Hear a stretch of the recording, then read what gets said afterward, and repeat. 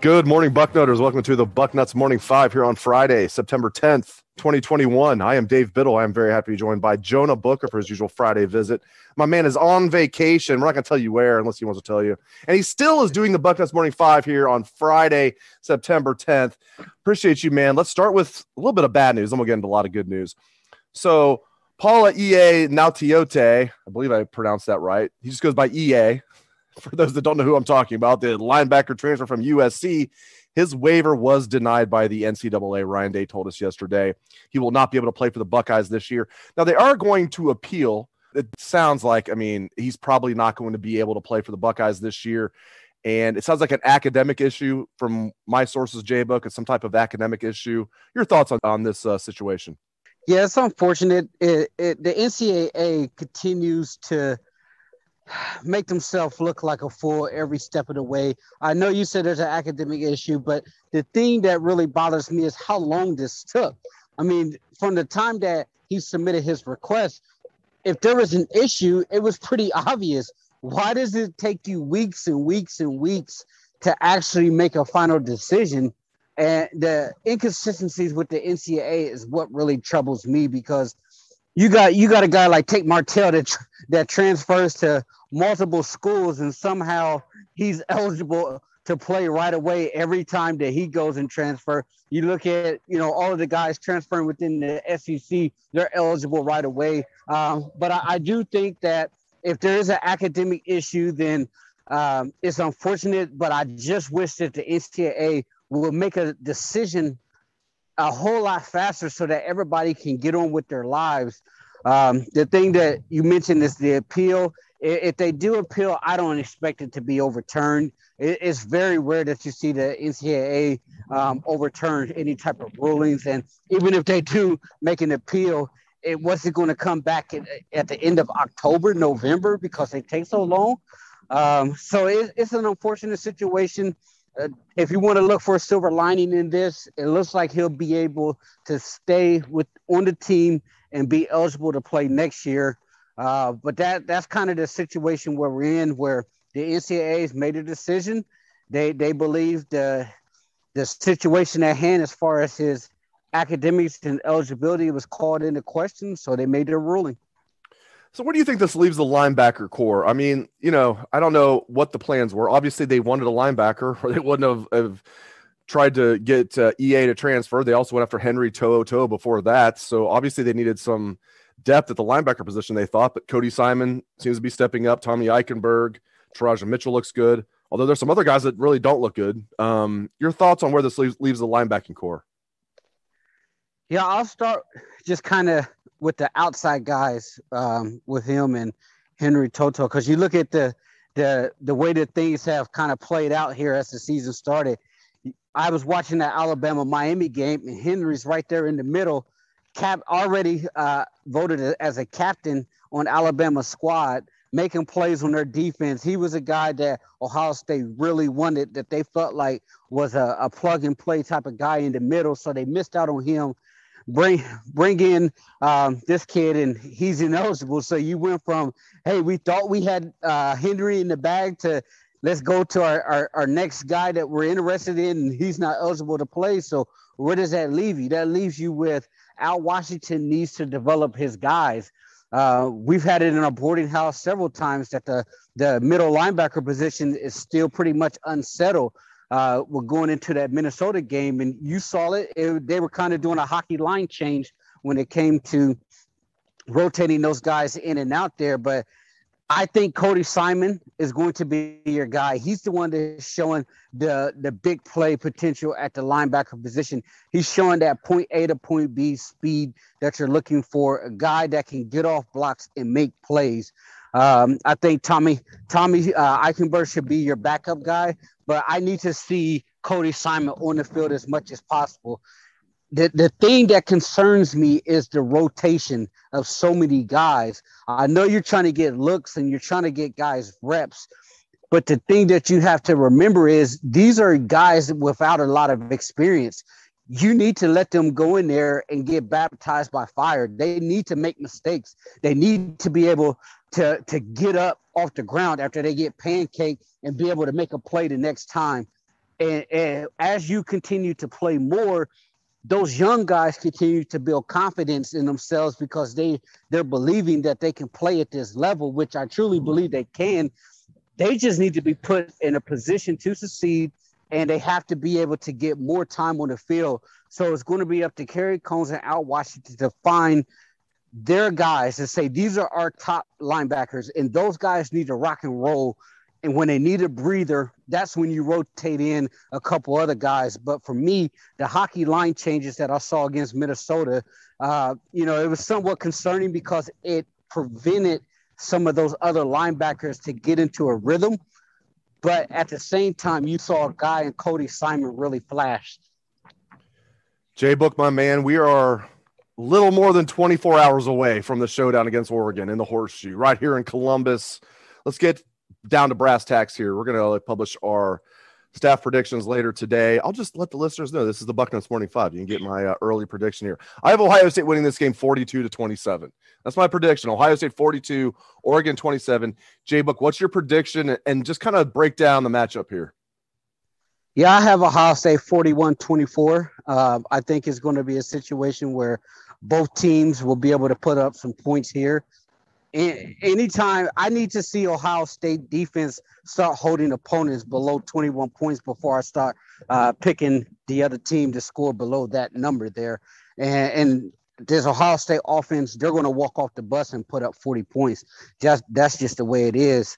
When you look at this Oregon team, sir, the biggest question mark is always going to be Kayvon Thibodeau. Will he be healthy? He got his ankle rolled up in the Fresno State game.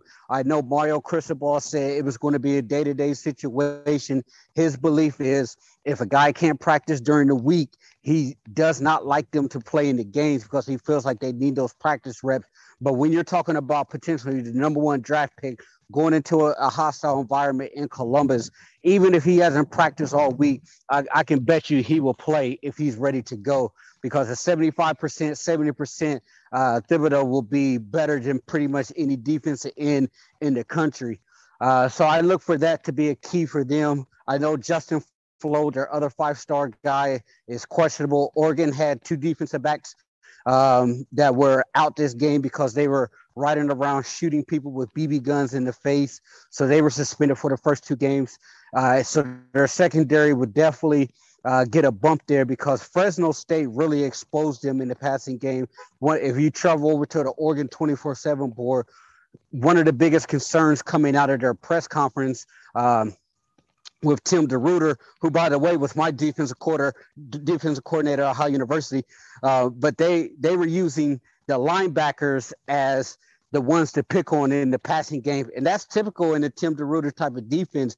If you can spread those guys out, they're very vulnerable in the passing game trying to play in space. So I believe Ohio State is going to mesh Oregon to death here. They're going to make those guys prove that they can actually cover in space, because if you listen to the Oregon side, that was one of the things that they really, really emphasized this week is trying to make sure that those linebackers are getting their fits correctly and making sure that those guys are getting into coverage appropriately, because Fresno State were picking those guys apart and they put on film some things that you could really do to them.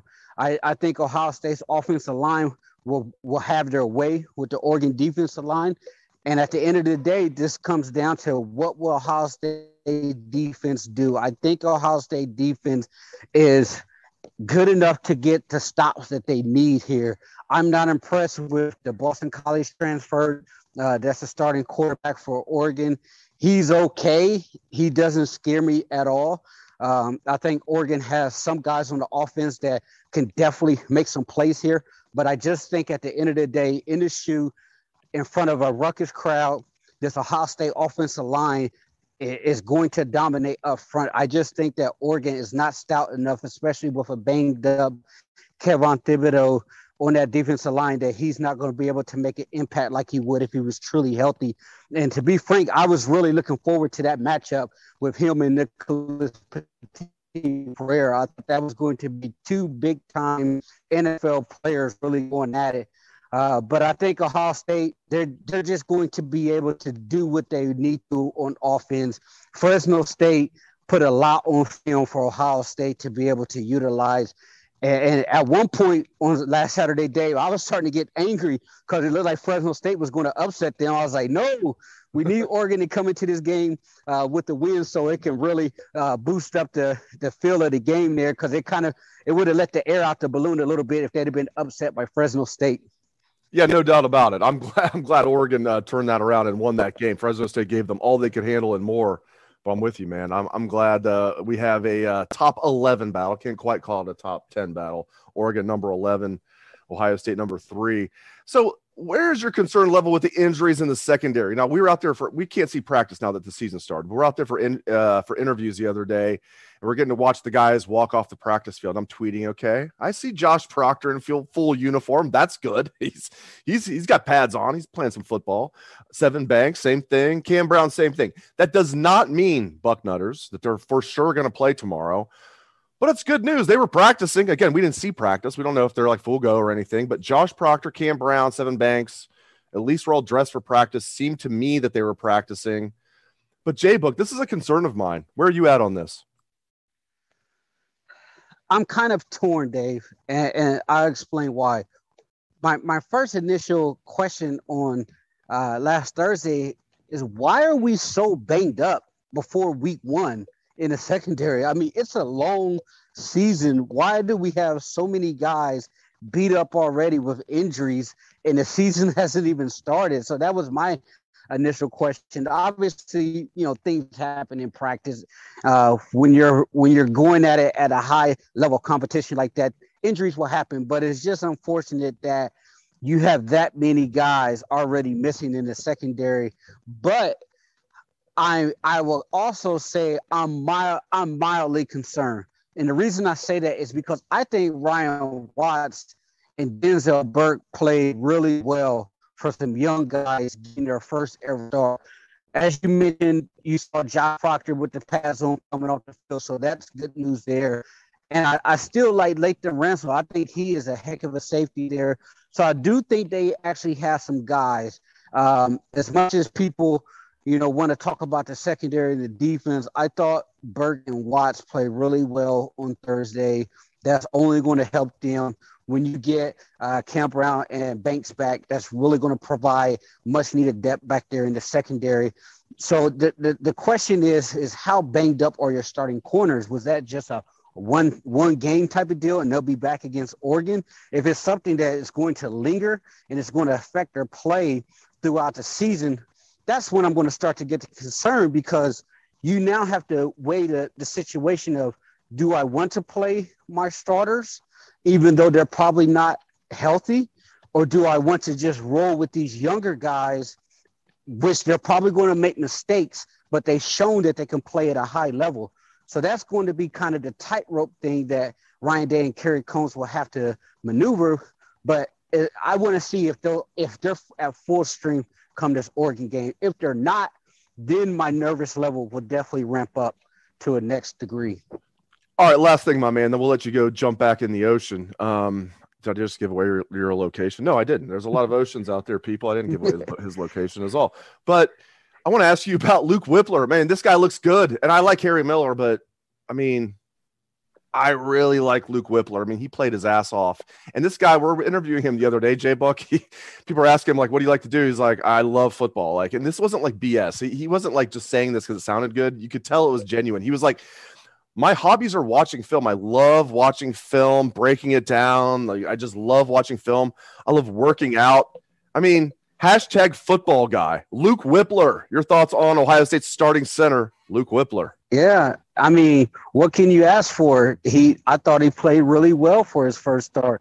As Ryan Day mentioned, he did some good things. He did some things that he definitely needs to prove on. But at the end of the day, he is a junkyard dog in the middle, Dave.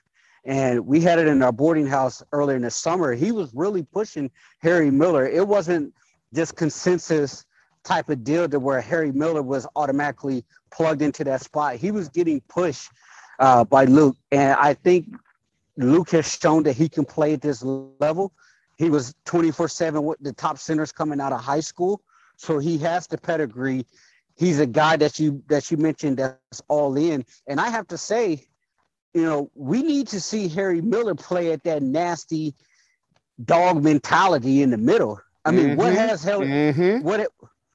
Harry Miller actually done to say, hey, he should be gifted this spot and he doesn't get Wally Pitt because he's been out? I mean, there's not really a whole lot to go on with him, even though he has a lot of experience, if you want to count that. But we haven't seen that doggy dog out of him that you really see out of Luke. So Ohio State's in a great situation because you do have two quality linemen. Don't get me wrong. You want Harry Miller to be able to be ready to go at any moment, no matter if he's starting or he's the backup guy. But you know, we're talking about Luke here, and Luke has proven that he can play at Ohio State. He can play at a high level. And when a guy takes football that serious and he loves the game that much, and at the same time he plays with that nasty attitude, that's the type of guys you want in the middle anchoring your offensive line. So to me, if Luke is going to bring that to the table, that tells me Harry Miller needs to bring his game up to Luke's. He need to bring his game up even higher if he's going to be the so-called starter on potentially the best offensive line in Ohio State history. Great stuff, as always, from Jonah Booker. Thank you very much, JBook. Enjoy your vacation, my friend. Appreciate you jumping on here with me. Thank you to all listeners out there for tuning in to the show. We appreciate that very much. Hope everyone enjoys their day and has a great weekend. Go Buckeyes.